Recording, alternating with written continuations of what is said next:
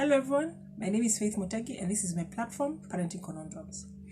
Okay, so if you were to be told to describe what are emotions or the types of emotions, most of the times you'd say positive and negative emotions, isn't it? Yeah, or good and bad emotions. But for today, I want us to talk about an emotion that about emotions basically, and I want us to look at them neither as good or bad or positive or negative, but as messengers, as lights, indicators that we need to check ourselves in different ways. It's the light that goes off in your mind, in your body, that tells you we need to rectify a few things. So that's where sadness comes into place, that's where anger comes into place, that's where happiness comes into place, and all the other emotions, and they are several. Now, does your child know the different types of emotions? Or do they just know when they're happy and they're sad and angry? Or hungry? That's a whole different topic. So one of the things about this topic, loss and grief, is that it is quite a heavy topic in that there are so many emotions involved. So in the news, there are personalities who have passed on. There's a comedian who passed on recently, familiar to the children.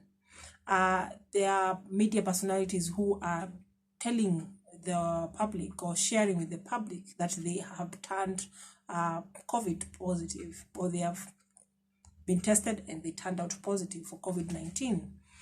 So the people who are familiar with the children or familiar to the children are now case studies or have now fallen to the bracket of those who have been infected.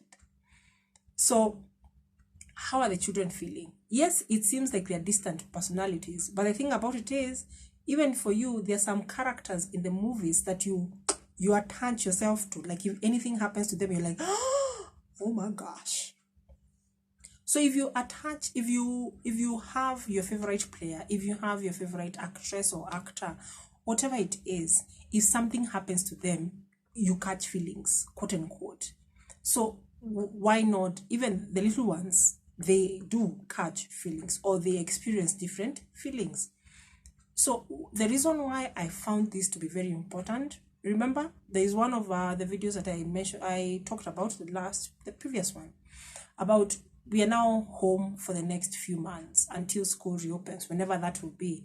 So we should go non-academic and that we should teach them life skills. One of the life skills that we need to pass on to our children is how do they deal with their emotions, emotional intelligence. Do your children know the different types of emotions? Do they have the words to describe what is going on in their body? Or do they just have this madhogodhanio kind of sensation and that therefore they act? Madhogodhanio is all mixed up, fruit salad and stuff like that. So one of the things that is quite important is, even though it's writing it out and having them stuck on the wall or in their notebook, let the children explore as many emotions as possible. Let them know that, by the way, there are times when you can be happy and sad almost at the same time. You can be angry and frustrated, or there can be they can mix. But what those emotions are doing is they're giving you signals of what you need to work on. When you're angry, so that means you're frustrated. What is making you frustrated? And then you get to the bottom of it. So where it becomes positive or negative, good or bad, is how you act upon the feeling, how you act upon the emotion. So the emotion, being angry, is okay because it shows you that kila kitu, yeah, you are, there's a lot of tension within you. So now it's finding out where is that tension coming from, but not expressing the tension in a negative way or in a harmful way. This is where now the beating, the biting, and the rest comes into place. But a child will not know how best to express the emotion if they do not know the name of the emotion, and maybe getting to know that, by the way, you can take a few minutes, count to 10, breathe in, breathe out, walk away, and then resolve the issue. Therefore, violence doesn't always become the answer. Shouting doesn't always resolve the issue. So educate our children, educate your child on the different types of emotions and feelings, and let them know that they are messengers telling you, hello, it's time to listen and see there needs to be something attended to. Good? Nice. So, loss and grief. The reason why I'm looking at loss and grief is because children are going through losses. You are also going through your own losses. There's loss of companionship. There's loss of income. There's loss of structure. There's loss of routine. There's loss of events, social events. Loss of milestones. There's certain milestones that were being celebrated in different ways. And you can list down as many losses as you can. So even in one of my blog posts, I mentioned that can we be gentle with each other because we are all grieving. There are things that you would have loved to have done, but you're not able to, and that accounts for a loss. Loss and grief is not always about death of a person. It is death. It is a loss. It is that detachment with something that you hold dear. That's why experiences, that's why relationships it has hard when they do not meet our expectations. So for the children, how are they processing the loss of an academic year? That's why I always encourage, can you have a family meeting or have one-on-one talks and get to know how are they experiencing it.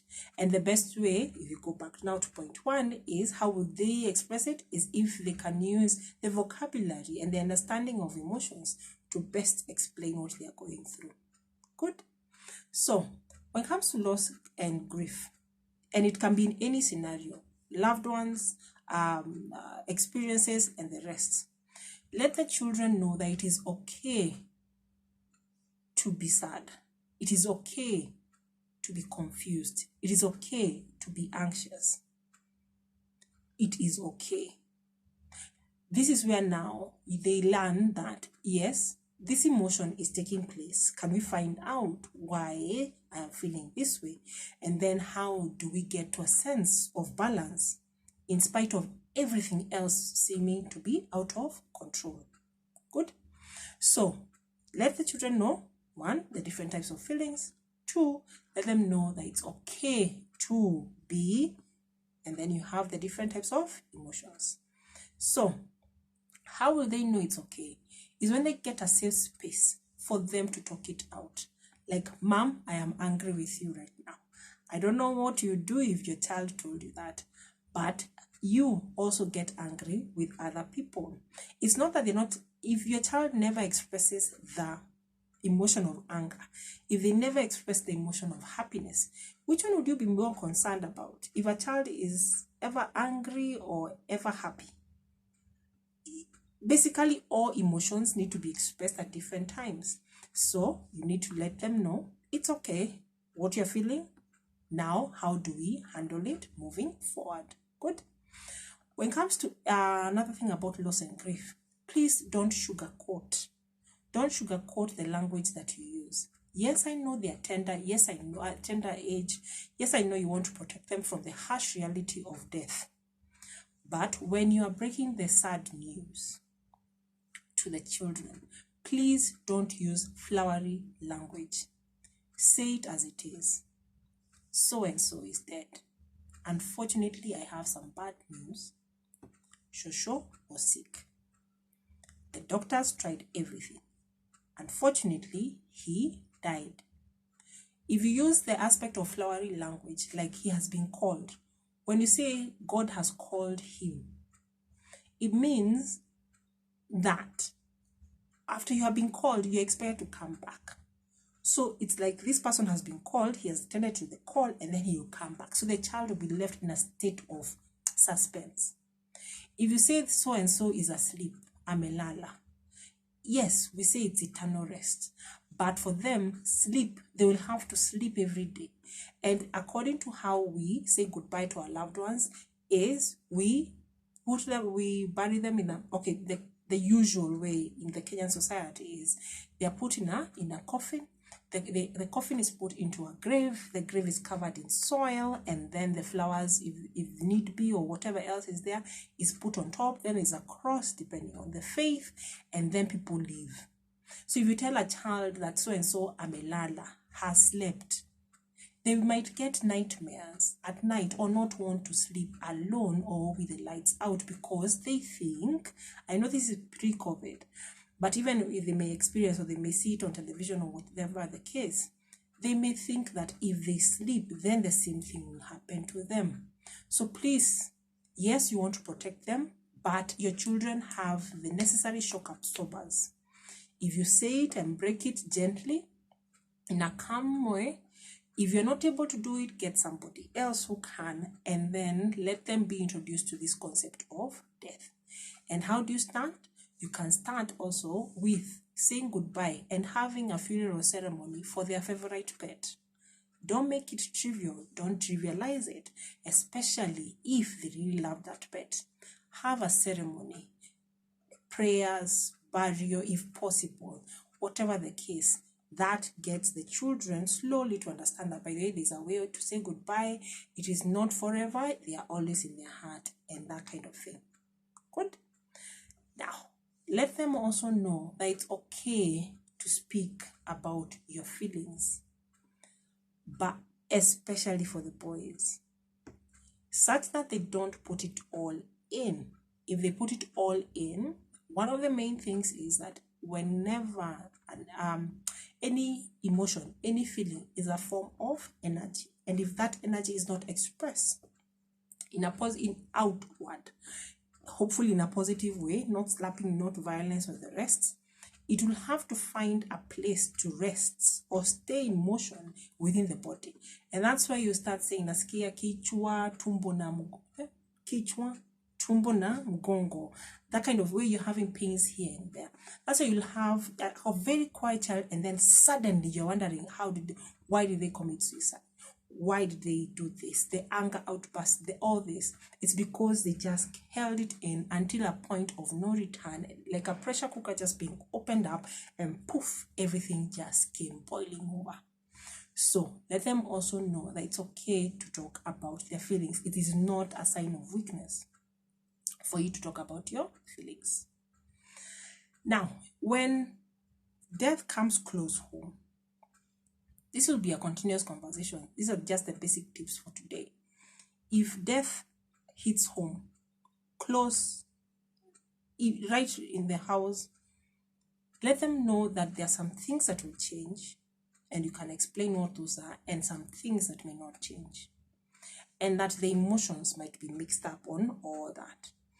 But let them know at the center of it all, despite whatever stays the same and whatever changes, as much as possible, they will be taken care of.